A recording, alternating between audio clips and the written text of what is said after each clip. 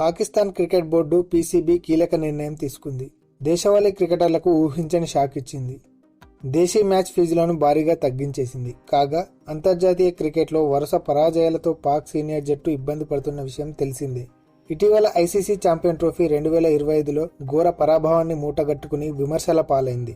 Defending ఛాంపియన్గా బరిలోకి దిగి group దశలోనే నిష్క్రమించింది.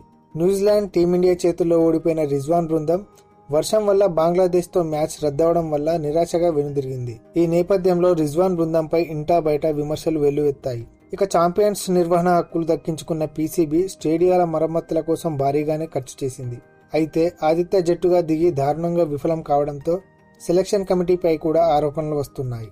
తాజాగా దేశవాళీ క్రికెట్లో మార్పులకు శ్రీకారం చుడుతూ ఆటగాళ్లపై దెబ్బ వేసింది. ఖర్చులను తగ్గించుకోవడంలో భాగంగా పాక్ దేశవాళీ క్రికెటర్ల మ్యాచ్ ఫీజులను భారీగా తగ్గించేసింది.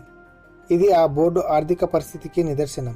కాగా జాతీయ టీ20 ఛాంపియన్షిప్లో ఇప్పటి వరకు 1,00,000 పాకిస్తానీ రూపాయలు అంటే భారత కరెన్సీలో 31,000 ఫీజు ఇస్తుండగా ఇప్పుడు దాన్ని ఏకంగా 10,000 రూపాయలు అంటే ఇండియన్ కరెన్సీలో 3,100కు తగ్గించారు. ఈ 90% కోతతో పాటు తక్కువ ఖర్చుతో కూడిన హోటల్స్లో వసతి, తక్కువ సార్లు మాత్రమే విమానాల్లో ప్రయాణించేలా పీసీబీ నిర్ణయం తీసుకుంది.